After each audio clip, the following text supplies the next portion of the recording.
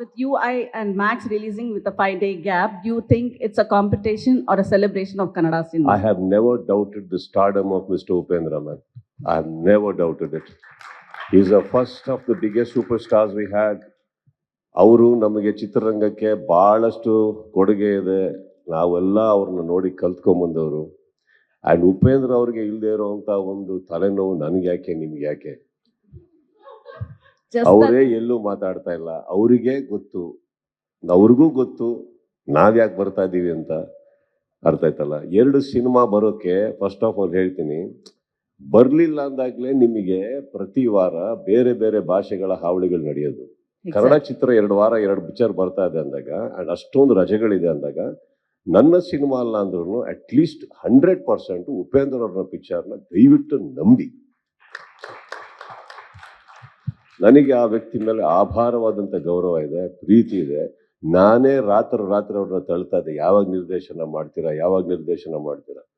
ಹಾಗಂದ ತಕ್ಷಣ ಇದೇ ಡೇಟಿಗೆ ಬರಬೇಕಾ ಅಂತ ಕೇಳಕ್ಕೆ ಹೋದರೆ, sometimes what happens, let me tell you, ನಾವು ಸಿನಿಮಾ ಮಾಡ್ಬೋದು, ಇನ್ವೆಸ್ಟ್ ಮಾಡ್ತಾ ಇರೋದು ಇವರು, ಡಿಸ್ಟ್ರಿಬ್ಯೂಟರ್ಸ್ ಇವ್ರಿಗಿರೋದು. ಇವ್ರಿಗೆ 1000 ಪ್ರಶ್ನೆಗಳು ಬರ್ತಾ ಇರ್ತದೆ, ಈ ಟೈಮಿಗೆ ಬರಬೇಡಿ, ಆ ಟೈಮಿಗೆ ಬರಬೇಡಿ. ಇವ್ರು ಕನ್ನಡ ಮಾತ್ರ ಅಲ್ಲ, ಬೇರೆ ಭಾಷೆಗಳಲ್ಲೂ ಇವ್ರದ್ದು ಹೆಸರಿರೋದ್ರಿಂದ ಅಲ್ಲೂ ಒಂದು ಒಳ್ಳೆ ರಿಲೀಸಿಂಗ್ ನೋಡಬೇಕಾದ್ರೆ ಈ ಡೇಟ್ ಪಕ್ಕ. ಆ್ಯಕ್ಚುಲಿ ನಾವು ಆಗಸ್ಟಲ್ಲಿ ಬರೋಕ್ಕೆ ಅಂತ ಎಲ್ಲ ಪ್ರಯತ್ನಗಳು ಮಾಡ್ಬೇಕಾದ್ರೆ ಆ ಟೈಮಲ್ಲಿ ಕೆಲವು ದೊಡ್ಡ ಬರ್ತಾ ಇದೆ, ಬೇಡ ಅಂದಾಗ 1 ತಿಂಗಳು ಮುಂದೆ ಹೋಗಿ ಅಂತ ಹೇಳಿದ್ದು. So only 1 month they asked you to postpone, right sir?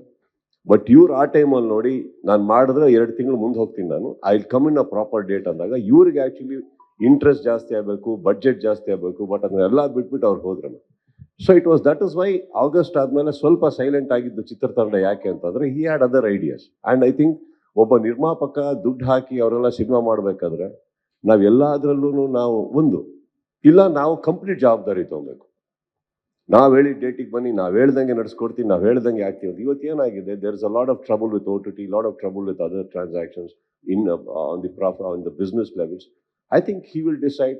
And ನಿಮಗೆ ಹೇಳಿದ ಹಾಗೆ ಯಾವತ್ತು ಉಪೇಂದ್ರ ಸರ್ ಅವ್ರಿಗೆ ಇಲ್ಲ ಅವ್ರ ತಂಡಕ್ಕೆ ತೊಂದರೆ ಅಂತ ಅನ್ಸುತ್ತೋ ಅವತ್ತು ನಾವು ಮಾತಾಡ್ಬೋದು. No, I don't think so. I think that is a very big film. In fact I think ಅವ್ರ ಸಿನಿಮಾಗೆ we should be worried that we are coming there with them. Why should he be worried, ma'am? There is not a clash, ma'am. ಗುರು ಬರ್ತಾ ಇದ್ದಾರೆ, ಪಕ್ಕದ ಸ್ವಲ್ಪ ದಿವಸ ಆದ್ಮೇಲೆ ನಾವು ಶಿಷ್ಯ ಆಗಿ ಬರ್ತಾ ಇದೀವಿ, ಮ್ಯಾಮ್. ಗುರು ಶಿಷ್ಯರ ಸಂಬಂಧ ಥಿಯೇಟರ್, ಬೇರೆ ಯಾವ ಕ್ಲಾಶ್ ಇಲ್ಲ ಮ್ಯಾಮ್. ನಮ್ಮ ಚಿತ್ರರಂಗದಲ್ಲಿ ಯಾವ ಹೀರೋಗೂ ಯಾರು ಕ್ಲಾಶ್ ಇಲ್ಲ ma'am. I think we are all fine. ಇವತ್ತಿಗೂ ನಾನು ಕೆಲವು ಪೇಜಸ್ನ ನೋಡಬೇಕಾದ್ರೆ ಇವ್ರಿಗೆ ಅವ್ರಿಗೆ ನಮ್ಮ ಸಿನಿಮಾ ಬರ್ತಾ ಇದೆ ಅಂತ ತಕ್ಷಣ ಇನ್ನೊಂದು ಹೀರೋಗೆ, I think that is all very ಸಿಲಿ.